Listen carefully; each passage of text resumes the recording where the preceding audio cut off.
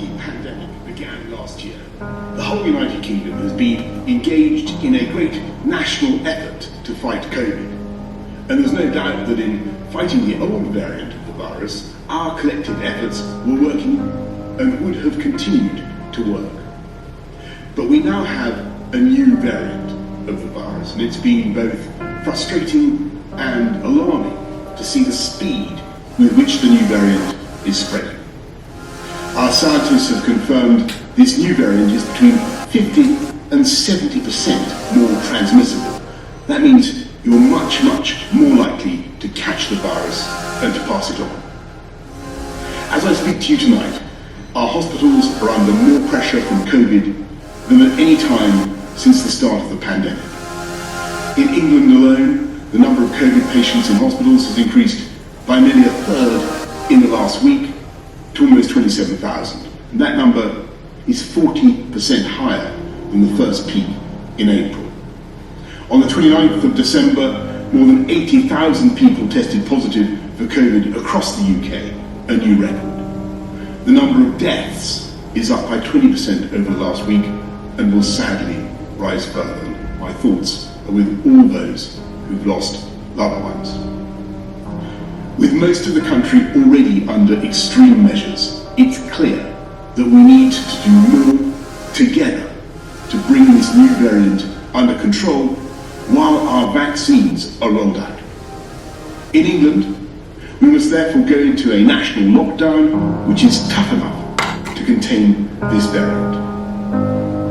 That means the government is once again instructing you to stay at home. You may only leave home for limited reasons permitted in law, such as to shop for essentials, to work if you absolutely cannot work from home, to exercise, to seek medical assistance.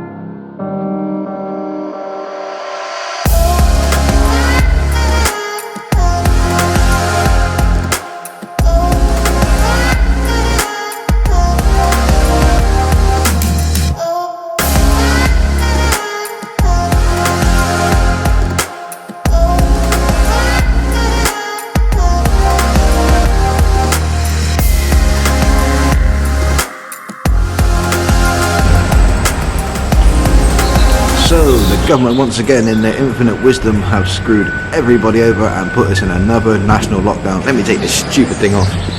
Right, so I come over here to the mall and it is eerily quiet here. There's a few people coming in for essential bits and pieces, but it's very, very quiet. It's really eerie, it's very strange. I'm not used to seeing so little people hanging around, especially a big shopping precinct like the Mall Cribs Causeway. It's crazy. I mean, literally this part of the mall here, people be eating lunch, walking up and down the water, heading into the shops. It's so quiet here, it is dead, there is nobody here. It's a very, very strange feeling and I don't like it. I decided to make this video today to present both sides of the argument of the coronavirus. I'm going to give light to the side that believe everything is legit and is exactly what the government is telling us and the science. I'm going to speak on the conspiracy theorist side, or the conspiracy theorist side, whichever you want to call it. But I'm going to speak on both sides of the argument and leave you to make your decision. I'm going to try and leave my opinion out of it, but I can't promise that because I'm quite opinionated, as you probably know from watching the rest of my content. But I tell you what, it's too cold to go out and do it here, so I'm going to go back to the house. Let's do some information, shall we? Let's see what we can do. But yeah, I suppose since I'm heading back on, I better put this stupid thing back on.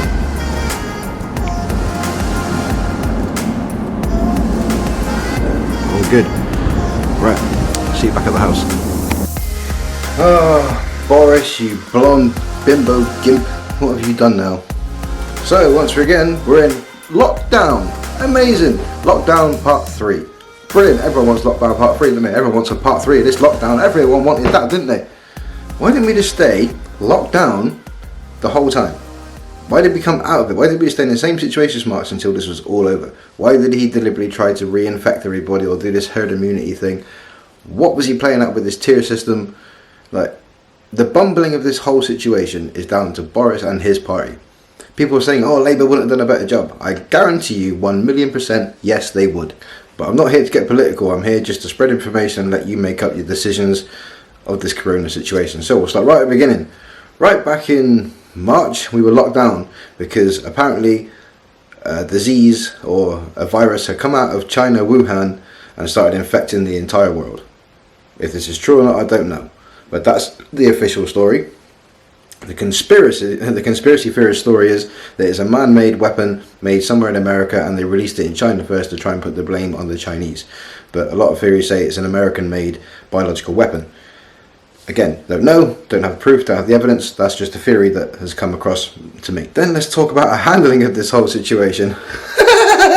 Alright, so regardless of how you feel about it, lockdown was probably the most sensible option for this situation. Lock everybody down so that the virus stops spreading. Yeah, great, brilliant.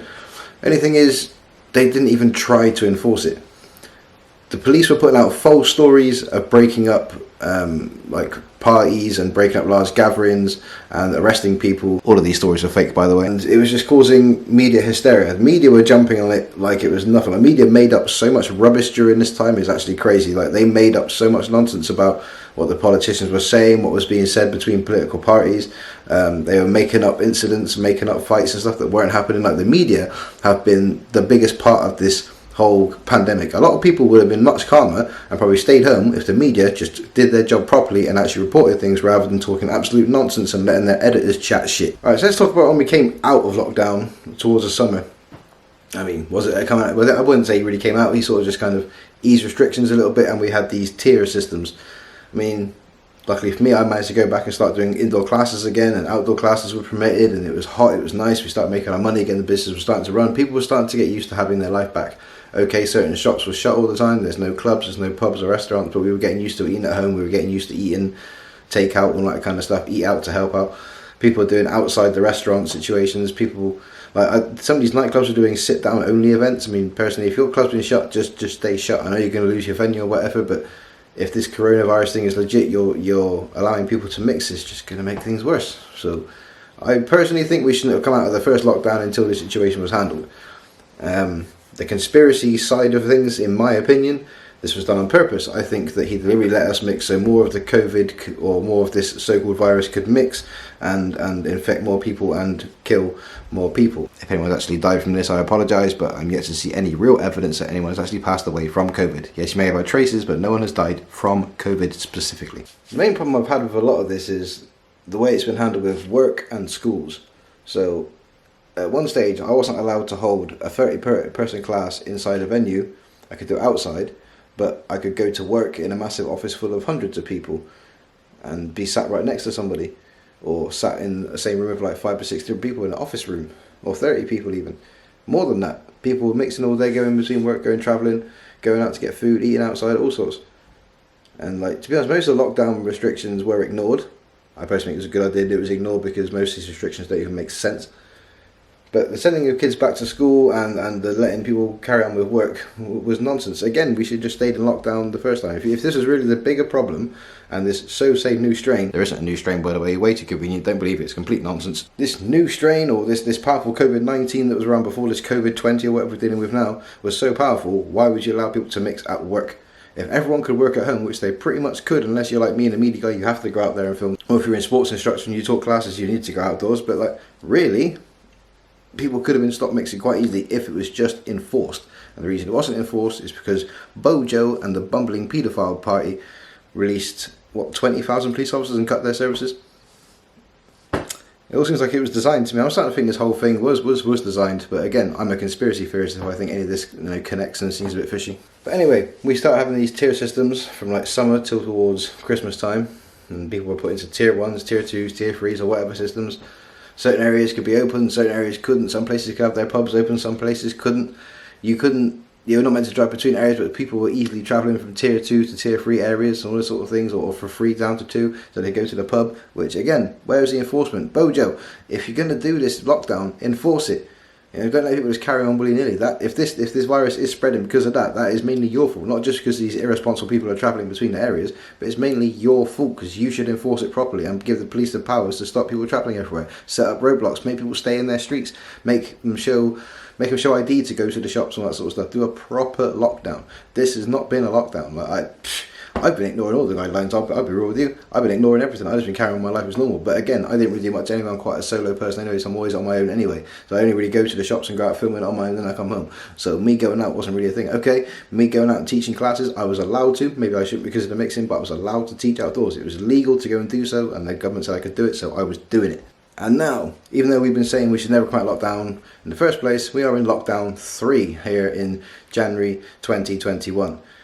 They told us we were going to have like 5 days of rest before Christmas, and then they took away those 5 days and just give us Christmas Day to mix everybody, and now we've come into this alert level 5, and this alert level tier 5 or whatever it is locked down the entire country, and we're all basically sat at home twiddling our thumbs like this. I'm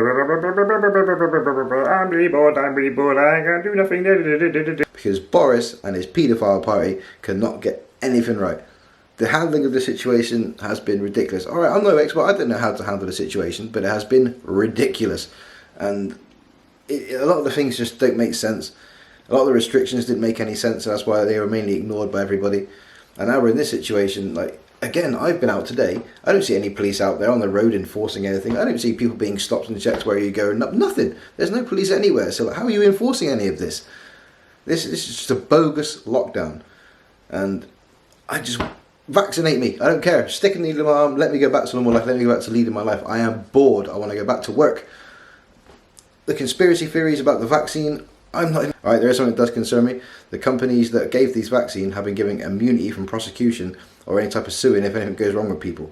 So that does raise my eyebrows a little bit. But again, these people have been rushed to make a vaccine for the entire world, and it's been until they need to get it in people. I mean, I'm not sure what to say on that one. I'm willing to take this vaccine, but not until I see government officials taking this vaccine live in front of me and I see that they're not affected. If I see them convulsing or whatever, I'm not taking this vaccine. But you're going to have to really convince me to take this vaccine and show me that it's right. Because if you can't tell me what's in it, and you can't tell me what sort of reaction it's going to have in my body if I put it in me, I'm not taking it. It's that simple. I'm not against being vaccinated, I'm not an anti-vaxxer, but I want to know what I'm putting in my body and what effects it will have on me if I'm injecting it into my body. I think I have that right as a human being, and that's that. I mean, to make things worse, you've had guys like Matt Hancock and these other idiot politicians talking absolute nonsense. Like, the NHS has been getting battered this whole time by the situation, and he had the cheek to say he's helping the NHS and trying to help nursing staff and trying to help these units by paying them and giving them a pay rise. It's an insult. In fact, check what this nurse had to say on Good Morning Britain. As you've described, at the moment in the NHS and the ITUs, certainly in London, we're over capacity already, so we're treating more patients than we normally would in normal conditions. I mean, you've got to realise that, you know, the NHS has been trying to recover from the first pandemic. Our staff are absolutely exhausted from the first pandemic. I think the real problem, and I think one of the questions you should really speak to Matt Hancock about, is the fact that we tried to run the NHS up to the last minute, as it was absolutely clear that the pandemic numbers were rising everywhere and the admissions into hospitals were escalating at an alarming rate. And we've been caught with our trousers down trying to do normal NHS work or recover our NHS work and the pandemic at the same time. So that's left us with scenes of real chaos and confusion and real pressure inside our hospitals, and our intensive care units are stretched beyond breaking. I mean, you know, we are trained as ITU nurses to look after one patient on a ventilator with life support machinery. And at the moment in ITUs, not just in my ITU, but in ITUs across London, these nurses are looking after not one, but two, but three patients on ventilators and other organ support machines. It's absolutely, the worry is extreme. So, you know, in the first wave, we managed to slow down the NHS, convert a lot of the, you know, support mechanisms to support the intensive care units, who will be taking the bulk of the acutely sick patients. We're catching up with ourselves now. We're not ready, and we've been put in this position by the flip-flopping, bad management, lack of lockdown, schools open, you know, the whole mismanagement of the pandemic. But from a personal point of view, it's extremely hard for nurses that are already exhausted. And we've been working in pandemic conditions since March. I haven't done a single day's work where I'm not wrapped up in PPE since March. And how do you feel, Dave? How do you feel? when you see the footage, as we saw at the weekend, of a large group of people outside St Thomas's Hospital in London, outside the accident and emergency there, chanting, "COVID is a hoax"? Well, I tell you what impact that had on the staff that saw that on media. It led to staff, ITU staff, breaking down in tears. My own view is that this is a small minority of people that probably think the earth is flat, but it is concerning that the flouting of the rules has grown almost as seriously as the virus has. And I think this has got to be pinned on the amount of mixed messages we have. But what I've got to say to the public, everyone out there, is our ITUs are already full. London's ITUs are already full. We are expanding our capacity, but we aren't expanding our nursing workforce as fast as we need to, and we aren't expanding our medics. Dave, can I ask you about, just before Suzanne, just on the capacity, a lot of people are saying, well, what about the Nightingale Hospital? Well, you need the staff. What is your knowledge about that? Is it simply an issue of there aren't enough staff who are trained at ICU level? Absolutely. Nightingale Hospital currently is empty.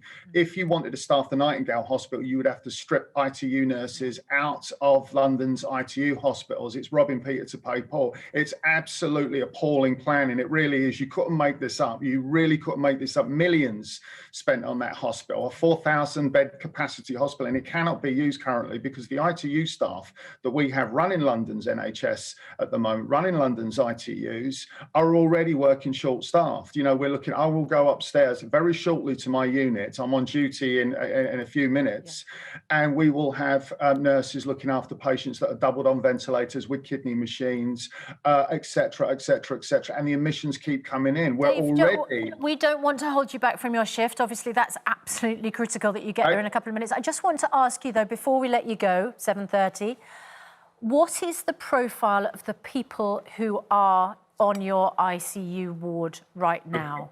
Are you seeing people of a younger, I don't mean children, we know that it doesn't, it's not impacting children, thank goodness.